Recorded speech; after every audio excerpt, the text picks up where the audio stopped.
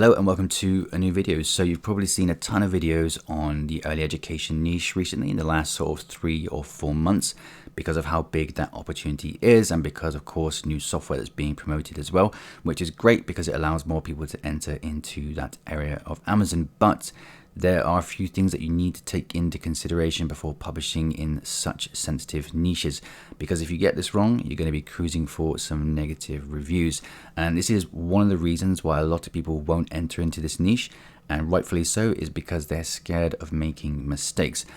So we all make mistakes with everything we do, even big publishers do, but to create something long term and make great books, we've got to have standards, and if you get this right, the niche can be incredible. So in this video, I'm going to go over some of the ways that I think you can create much better books in the early education area of Amazon, start seeing long-term results and building up your brand and avoiding getting bad reviews on your books. So before we continue, I'm getting a lot of questions from people asking me if I'm going to be keeping my 7-day private bootcamp open after the launch of Time Worksheet Generator, and the answer is no. It's going to close forever on 11:59 p.m. Eastern Time, November the 14th, alongside the price increase of Time Work Generator app. Okay, so to get invited to that bootcamp, you need to purchase the software and email me your receipt to the email that is in the description below. Okay, I'll share a few more details on the bootcamp at the end of this video and what it can do for you. Okay, so basically the early education niche isn't something that you can afford to screw up and just throw books onto Amazon. So if you're thinking about entering into this niche, you need to take a few things into consideration first that might feel a bit overwhelming, but it's definitely worth getting into since the niche is absolutely massive. So let's get right into this and talk about the first and most important thing when it comes to early education books, and that is to research our target age group. Okay, so with early education books, the ones that you're possibly interested in creating, there's going to be specific requirements for pretty much every type of book that you're creating. So whether that's addition, subtraction, long division, or whatever it is, time reading, there's going to be requirements, and they're going to change depending on what the age group or grade is that you're trying to target. Okay, so researching that would be a case of looking for the curriculum requirements for whatever age group and country that you decide to target.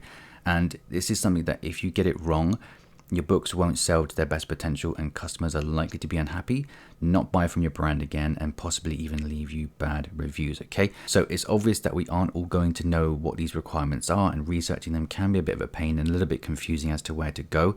But in the bootcamp, what I've done is come up with some ways that no one else is talking about to ensure that what you produce is going to please your target audience. So obviously that's going to be too long for this video and runs alongside the purpose of the bootcamp. And I've even come up with a way where you can make this process 1,000 times easier and 1,000 times more accurate, again, that no one's talking about. But for now, a simple Google search is going to be the easiest and most obvious way to get started. Okay, so what we can do, and one of the easiest ways to get started researching the requirements of whatever grade that we're trying to target, is to come across to Google and just start searching for the math standards. Okay, for example, so for me, I'm looking at creating a, let's say, a time-telling book, a telling time book for second graders. So what I've done is come across to Google and search for second grade math standards. Okay, so that's going to tend to link us to websites like education.com, which are sharing the Common Core state standards. Okay, so if we come across to that, we're going to get overwhelmed with quite a lot of information here, but once you start delving into this and actually sort of dissecting each section, you realize that you're going to be able to start creating your books like with this in mind. Okay, so I'm not interested, if we're creating these time reading books, I'm not interested in adding and subtracting. I'm not interested in understanding whatever this is, place value. So what we're going to do is scroll down till we get to possibly measurement and data. So we're looking for whatever we're creating our books around. Okay, so that's going to be reading time. Okay, so work with time and money. Okay, so this is where we want to be. So the requirements here for the second grade are to tell and write time from analog and digital clocks to the nearest 5 minutes using AM and PM. Okay, so with that in mind, what we're going to be doing is to structure our table of contents around these requirements. Okay, so that we don't get our books wrong and they sort of align with the Common Core as well, if that makes sense. Okay, so we know that we need to include things analog and digital clocks, that's the nearest 5 minutes using AM and PM as well. Okay, so it's definitely a good idea to try and check with multiple sources because some websites are going to give you more information than others. Okay, so for example, I've done the same search again. I've come across this ixl.com, which actually gives some examples of the type of requirements when it comes to working with time and money for grade 2. Okay, so we could come up to this, get the information from here and start compiling our table of contents around the information that we're getting from these websites. Okay, so next up, and following on from the last point here about doing your research, is your book's progression. Okay, so I'm going to use one of my interiors here and the table of contents for this example. So your best friend here for creating a book in these niches that progresses in a logical way is going to be by creating a table of contents. Okay, so once you've finished researching the requirements for your age range, you'll then be able to start planning out your table of contents. Okay, so if we look at mine here, what we can see is that, so what I'm going for with this book was an age range as opposed to targeting grades. Okay, so there's reasons why I'm doing that, and I think it's between 6 and 9 or 7 and 9. I can't quite remember because I'm still working on this. This is all kind of just rough at the moment still. So once I established what those requirements were, I started creating the interior, the table of contents. Okay, so when it comes to creating your book, it has to have a natural progression where things get harder as they go throughout. Okay, so typically that's what you're going to find in early education books. So if what I determined was that I need to have sections dedicated to hours, to half past, to quarter hours, to 5 minutes, and to minutes as well. Okay, so for this to make sense, you're going to have more of certain pages than others. Okay, so what we can see is that since you're going to be limited for the amount of problems you can have for hours, for example, because obviously there's only so many that you can do, I'm going to have 10 pages for that, 10 pages for half past, 20 pages for quarter past, 20 pages for 5 minutes, and then 60 pages for minutes. Okay, because with minutes, obviously there's going to be a lot more combinations. It's going to be harder, so it's going to go toward the end of the book. Okay, so that's the natural progression of this book, and it all sort of stems from doing the research and then creating the table of contents in a logical way. Okay, so you wouldn't start with minutes, would you, and then progress down into hours? So that's going to get easier when we want things to get harder, because this is a learning process. And since we're doing since I'm doing this book in a day format, so it's like 120 days of reading the time, we want it to be progressive in that sense. Okay, so come 120 days, they're going to be doing the harder problems toward the end. Okay, so that is the minute equation. So hopefully that's making sense. But when it comes to constructing your book, you want to kind of follow this way of doing things. Okay, and also just to touch upon this very quickly. So what we're doing inside of this book, and like I say, this is not completed yet. I want to work on this for a bit longer to make sure it's absolutely spot on. So what we're doing for our hours section, as we can see, that was the start. We had hours, so 10 pages of that. What we're doing is making sure that we have the different types of problem that need to be solved. Okay, so we have ones where, so we start with ones where the child has to fill in the time that's shown, and then we have 2 of them, and then we're going to move on to ones where they have to draw the hands onto the clock face. So we're going to have 2 of them, and then we're going to move on to multiple choice. Okay, so we're staying within the hours section here, but we have different we have a variety of different problems that has to be solved. Okay, so this is multiple choice where they have to start shading in, and then again we have another one of them, and what we're doing for the final sections of this is mixing the 3 together. Okay, so we have the ones where they have to write the time in, the ones where they have to draw, and then the ones where they have to shade in. Okay, so I'm still checking with people to make sure that this is a logical sort of way of doing things, and this is important. You don't want to release books based on guesswork, so that's why it's important to do your research. And the thing is, once you do your research, you're going to get a better understanding of these age groups. Okay, so once you do that, you're going to start speeding up the process of creating your books, creating your table of contents, and delivering what the customers need. Okay, so that's all part of creating a brand, right? Okay, so that moves me on to authority with uniformity. So the next big factor, and this comes down to your branding efforts to ensure that you have long-term success with your books.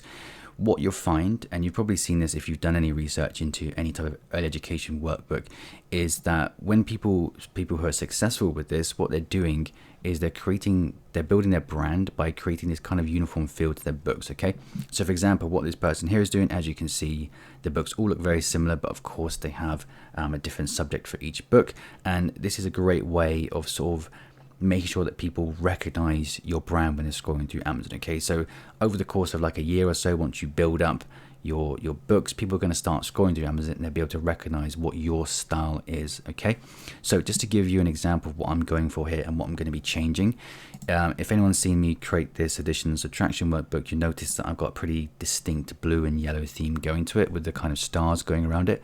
So the next book that I'm creating, which you've probably seen me work on, is the time reading book. Okay, so let me just show you the difference between the two here, which is this one here.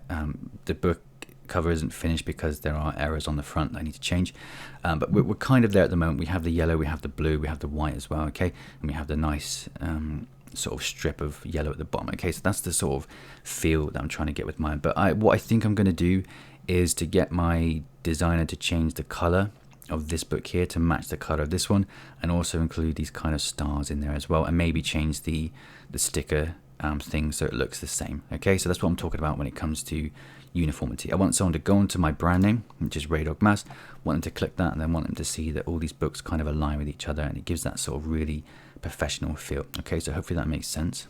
So this actually, doing things this way, it might actually be saving you money if you're creating your book cover yourself, or if you're outsourcing your book cover to a freelancer or whatever. So what I think should be able to happen is that once they create one sort of template, they're going to be able to create the next book around that template, and the next one around that template, and the next one around that template as well. Okay, so that's going to mean less work for them, and it also fits in with your desires of keeping that sort of uniform feel to everything. Okay, so ultimately that's going to save you time, it's going to save them time, and it's going to save you some money in the long run as well.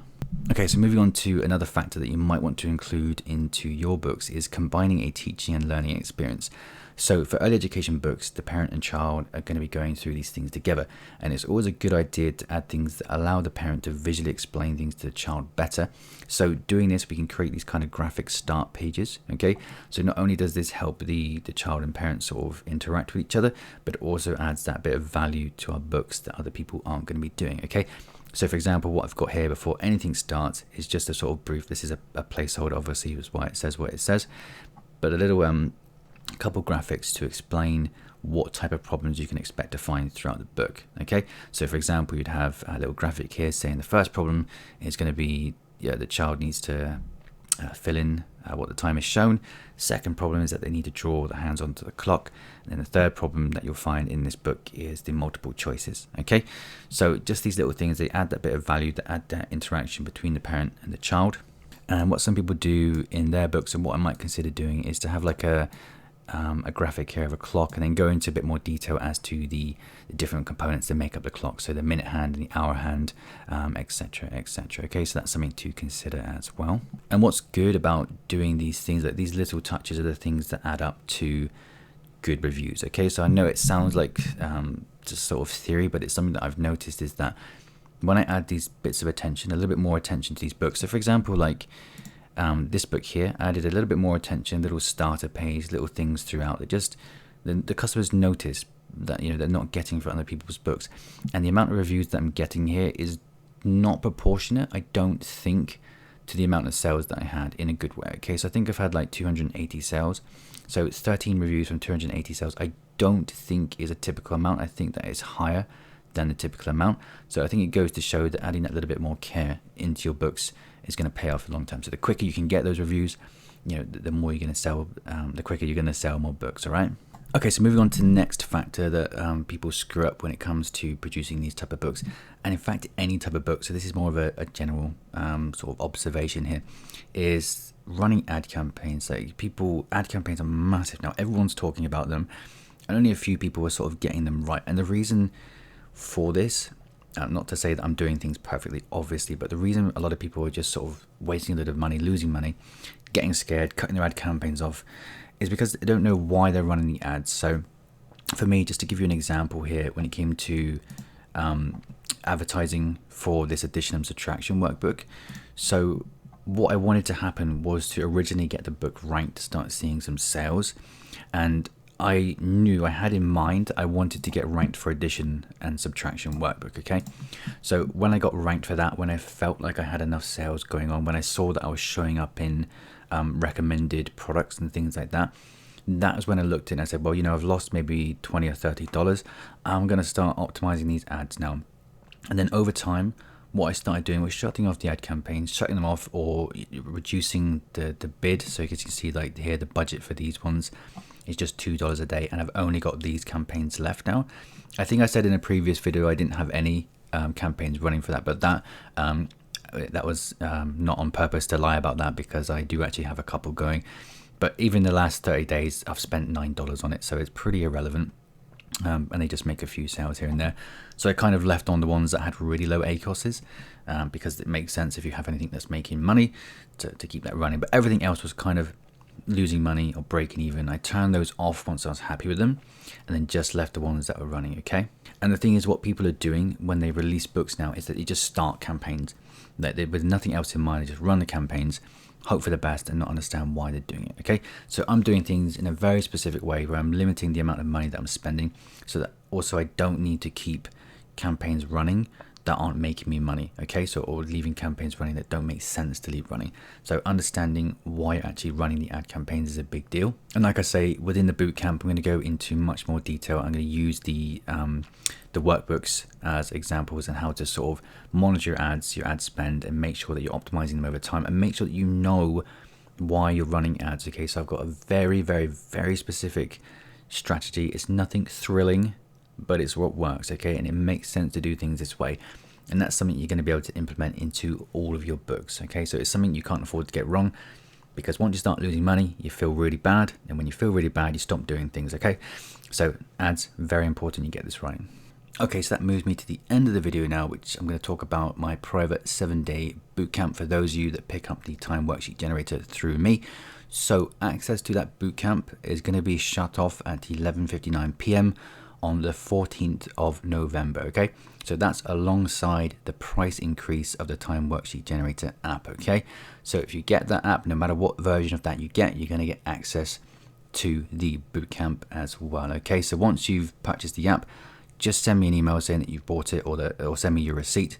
The email that you need to send that to is going to be in the description below, and then you're going to get access to that 7-day bootcamp when it goes live. Okay, so in the bootcamp, you're going to go from not having a book to having a fully published book. Okay, so the book that I'm going to be using, the one that you can follow along with, is the time telling workbook that I've done here, which is this one here. Okay, so you're going to be able to follow along with what I've been doing with this, how I've been creating it, how I'm going to market it, etc., etc., how I'll place it on the marketplace, and things like that. Pretty much everything that goes into it. But we're going to do it in a way that's not overwhelming. It's not like stupid advanced, and it's not just like a brain kill. You're going to do it in a logical fashion, and you can use the strategies and techniques throughout the bootcamp. You can use them for any book that you go forward and produce in the future. Okay, so it's going to be following the exact strategy that I follow for all the books you see me create lately. It's the exact strategy, okay, without going stupidly into detail and just sort of, yeah, like I say, making your brain go crazy. And the great thing about the bootcamp is that this is going to keep it like kind of open. You know, you're going to be able to engage with each other. You're going to be able to engage with me. So once I learn new things, so I'll be able to pass that information on into the bootcamp as well. Okay, so who knows how long it's going to last for. I hope it lasts for a long time, because I really enjoy interacting with more people, and I think doing it this way, it gives me the chance to talk to like-minded people as well, and I think that's going to be extremely rewarding for everyone involved. So like I say, it's going to shut off, the access will shut off at 11:59 p.m. on November the 14th, and it's something that I am not opening again. Basically, like once it hits midnight, that will be it basically. And there's a lot of excited people. I'm getting some really excited emails from people. Even had a few people saying that they're not going to use the app, but they just want access to the bootcamp. So that's fantastic. You're going to learn a ton, and it's going to be great for everyone. And I look forward to seeing you there. And I'll see you in another video, or in the bootcamp, hopefully very soon.